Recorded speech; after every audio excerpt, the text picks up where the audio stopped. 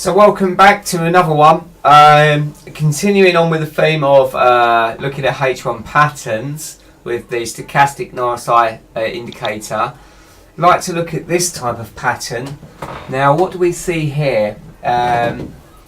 What we've got is this sudden move down, and if you look at what we were saying before, we needed the red line above, the orange line below, and then the blue line below that.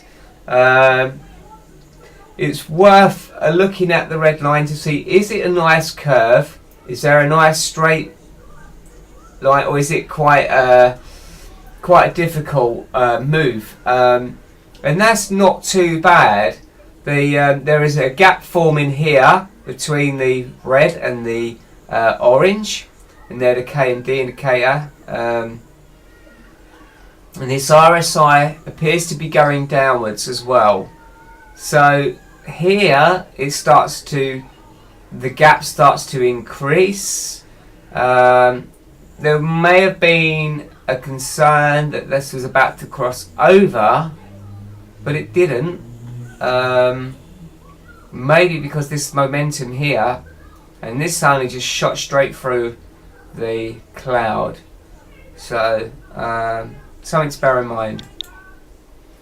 Next one, I've highlighted this area here because the red's above the orange and the orange is above the blue.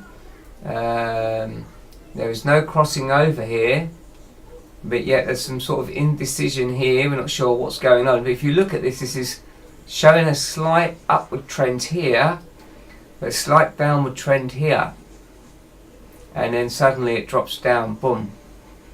So maybe if you see this kind of thing, it's worth going into the trade. Next one, observations here is that the blue line is running away and going on an upward trend, and it's a distance from the orange line, which is then a distance from the red line. And so we see this crossing over here, and there's quite a bit of distance here, and then suddenly it jumps right up there. It's above the red line. It's a nice move here. It's a cross over this line. At that point there, the indicator is telling us that things are looking good for a long, and you even go past the cloud. So this would have been quite a good move, and obviously we can see that it does do well. Next one. Okay, so from here, again we see the red line, orange line.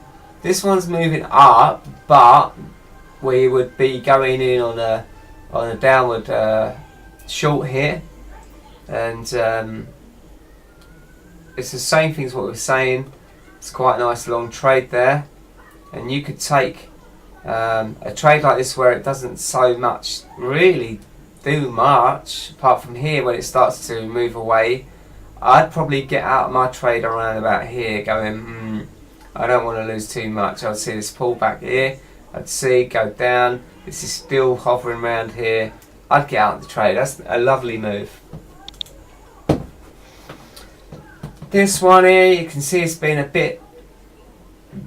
bit sharp and jagged around here. Nice red line here.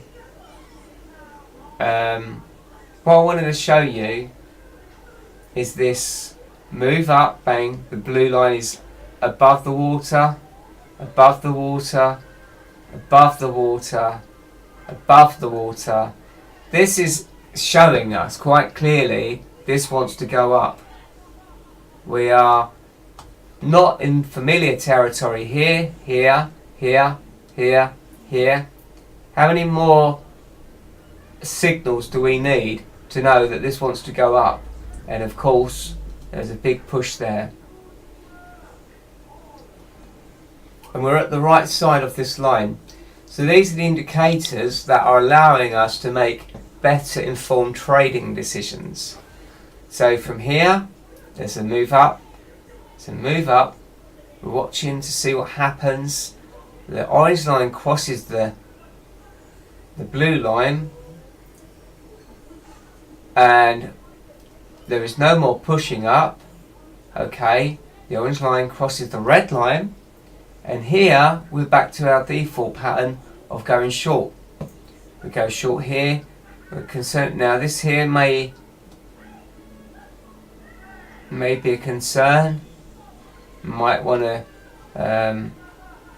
hold the trade. Very insignificant pass over. Pushes back.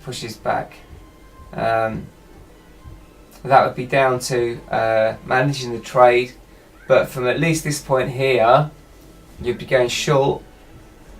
You wouldn't have really been stopped out here. There's no real resistance, and you're hoping to get down to at least this red line here.